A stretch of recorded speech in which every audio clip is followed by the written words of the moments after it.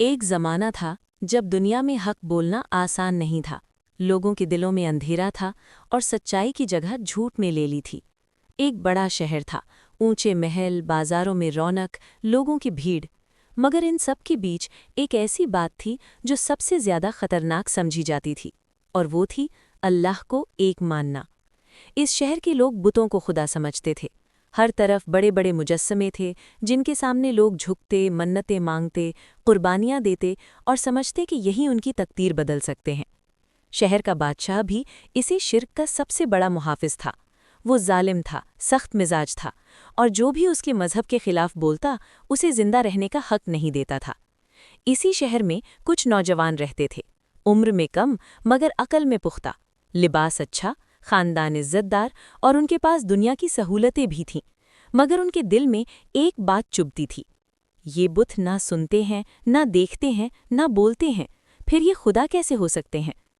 ان نوجوانوں کے دل میں اللہ نے ہدایت ڈال دی تھی۔ وہ راتوں کو سوچتے، آسمان کو دیکھتے، ستاروں کو دیکھتے، اور سمجھ جاتے کہ اتنی بڑی کائنات کا مالک صرف ایک ہو سکتا ہے۔ ایک دن ان میں سے ایک نے ہمت کر کے کہا: ہم کیوں اس جھوٹ کے سامنے جھکیں؟ ہمارا رب وہ ہے جس نے ہمیں پیدا کیا، آسمان و زمین کو بنایا، اور زندگی اور موت کا اختیار جس کے ہاتھ میں ہے۔ یہ بات سن کر باقی نوجوانوں کے دل بھی جاگ گئے۔ وہ پہلے سے ہی حق کی تلاش میں تھے۔ پھر ایک ایک کر کے سب اکٹھے ہوئے۔ انہوں نے ایک دوسرے سے وعدہ کیا کہ چاہے کچھ بھی ہو جائے، ہم صرف اللہ واحد کو مانیں گے۔ مگر یہ شہر تھا جہاں سچ بولنا جرم تھا۔ کچھ ہی دنوں میں بادشاہ کو خبر ہو گئی۔ اسے بتایا گیا کہ چند نوجوان ایسے ہیں جو بتوں کو نہیں مانتے اور لوگوں کو توحید کی طرف بلاتے ہیں۔ بادشاہ کے چہرے پر غصہ آ گیا۔ اس نے فوراً حکم دیا: انہیں میرے سامنے پیش کیا جائے۔ نوجوانوں کو دربار میں لایا گیا۔ محل کے ستون اونچے تھے، سونے چاندی کی چمک تھی، اور ہر طرف بتوں کے مجسمے کھڑے تھے۔ بادشاہ تخت پر بیٹھا تھا، آنکھوں میں غرور، لہجے میں دھمکی۔ اس نے کہا: کیا یہ سچ ہے کہ تم ہمارے معبودوں کو نہیں مانتے؟ نوجوانوں کے دل دھڑک رہے تھے، مگر ایمان نے انہیں مضبوط کر دیا۔ ان میں سے ایک نے آگے بڑھ کر کہا: ہمارا رب آسمانوں اور زمین کا رب ہے، ہم اس کے سوا کسی کو نہیں پکاریں گے۔ اگر ہم ایسا کریں تو بہت بڑی غلطی کریں گے۔ دربار میں سناٹا چھا گیا، لوگ حیران، اور بادشاہ غصے سے پاگل۔ اس نے چیخ کر کہا: تم نے ہمارے دین کی توہین کی ہے، تمہیں سزا دی جائے گی۔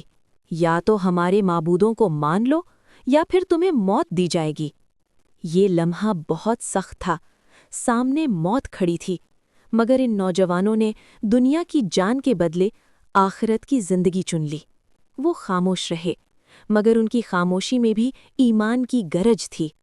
بادشاہ نے انہیں کچھ دن کی مہلت دی، شاید وہ ڈر کر واپس آ جائیں، مگر نوجوانوں نے وہی کیا جو سچے ایمان والے کرتے ہیں۔ انہوں نے اللہ کی طرف ہجرت کا فیصلہ کر لیا۔ رات ہوئی، شہر سو گیا، محلوں میں چراغ چل رہے تھے، مگر ان نوجوانوں کے دل میں صرف ایک چراغ تھا، اللہ کی محبت کا۔ وہ چپکے چپکے شہر سے نکلے۔ ان کے ساتھ ایک کتا بھی تھا جو ان کے پیچھے پیچھے چلتا رہا۔ وہ نہ جانتے تھے کہ آگے کیا ہوگا، بس اتنا جانتے تھے کہ اللہ ساتھ ہے۔ چلتے چلتے وہ پہاڑوں کی طرف پہنچے۔ وہاں ایک غار تھا۔ وہ تھکے ہوئے تھے، خوف زدہ تھے، مگر امید سے بھرے تھے۔ انہوں نے غار میں داخل ہو کر اللہ سے دعا مانگی: اے ہمارے رب، ہمیں اپنی طرف سے رحمت عطا فرما اور ہمارے معاملے میں ہمارے لیے آسانی پیدا فرما۔ اور پھر اللہ نے اپنی قدرت دکھائی۔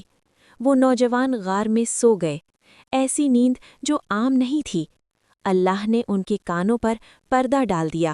وہ نہ جاگ سکتے تھے، نہ کسی آواز سے اٹھ سکتے تھے۔ اللہ نے سورج کی روشنی کو بھی ایسے موڑ دیا کہ غار میں تیز دھوپ نہ آئے، مگر ہوا اور روشنی کا اتنا حصہ ضرور آئے کہ ان کے جسم سلامت رہیں۔ اور وہ کتا غار کے دہانے پر بیٹھ گیا، جیسے پہرا دے رہا ہو۔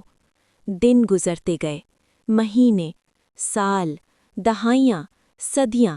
لوگ شہر میں مر گئے، بادشاہ مر گیا، اس کا ظلم ختم ہو گیا۔ نئے زمانے آئے، نئی نسلیں آئیں، شہر کے نقشے بدل گئے، زبانیں بدل گئیں، سکے بدل گئے، اور غار میں وہ نوجوان اب بھی سو رہے تھے۔ یہ سب اللہ کی قدرت تھی۔ اللہ نے انہیں اس لیے سلایا کہ وہ دنیا کے لیے ایک عظیم نشان بن جائے۔ آخرکار وہ دن آیا جب اللہ نے چاہا کہ وہ جاگیں۔ ایک لمحے میں ان کی آنکھیں کھل گئیں۔ وہ حیران تھے۔ ان میں سے ایک نے کہا، ہم کتنی دیر سوئے؟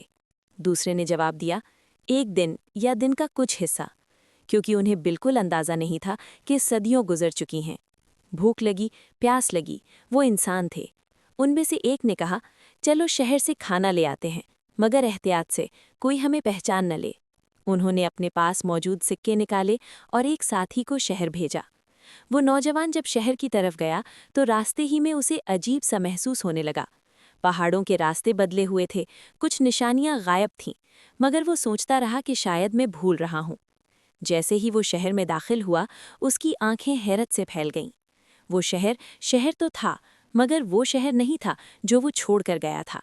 لوگ مختلف لباس پہنے ہوئے تھے، ان کی بولی بدل گئی تھی، بازار کا انداز بدل گیا تھا، اور سب سے حیران کن بات، وہاں بتوں کی جگہ اللہ کا نام لیا جا رہا تھا۔ وہ گھبرا گیا، یہ کیا ہو گیا؟ وہ کھانا خریدنے کے لیے ایک دکان پر گیا اور دکاندار کو سکے دیے۔ دکاندار نے سکے کو دیکھا اور اس کا رنگ بدل گیا۔ وہ چیخا، یہ سکہ کہاں سے لائے ہو؟ یہ تو صدیوں پرانا ہے۔ لوگ جمع ہونے لگے، کوئی کہتا یہ خزانہ ہے، کوئی کہتا یہ چور ہے، کوئی کہتا یہ کوئی راز ہے۔ نوجوان ڈر گیا، مگر پھر لوگوں نے اسے گھیر لیا، اس سے سوالات ہونے لگے۔ وہ سچ چھپانا چاہتا تھا، مگر سکے نے سب کچھ ظاہر کر دیا تھا۔ آخرکار بات شہر کے بڑے لوگوں تک پہنچ گئی، پھر علماء اور حکمرانوں تک۔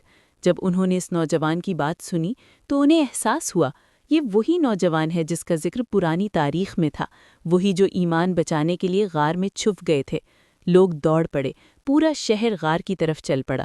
جب وہ غار کے پاس پہنچے تو وہ باقی نوجوان بھی باہر آ گئے۔ لوگ انہیں دیکھ کر حیران تھے، رو رہے تھے، اللہ کی تسبیح کر رہے تھے، کیونکہ یہ ایک زندہ نشانی تھی کہ اللہ جب چاہے وقت کو روک سکتا ہے، اللہ جب چاہے مردوں کو زندہ کر سکتا ہے، اور قیامت حق ہے۔ یہی وہ مقصد تھا۔ اللہ نے ان نوجوانوں کو دنیا کے لیے دلیل بنا دیا، پھر اللہ نے انہیں عزت کے ساتھ اپنی رحمت میں لے لیا۔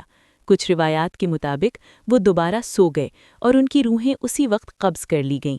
لوگوں نے وہاں ایک جگہ بنانے کی کوشش کی، کچھ نے کہا ہم وہاں مسجد بنائیں گے، کچھ نے کہا ہم یادگار بنائیں گے، مگر اللہ نے قرآن میں بتایا کہ اصل مقصد یادگار نہیں بلکہ سبق ہے۔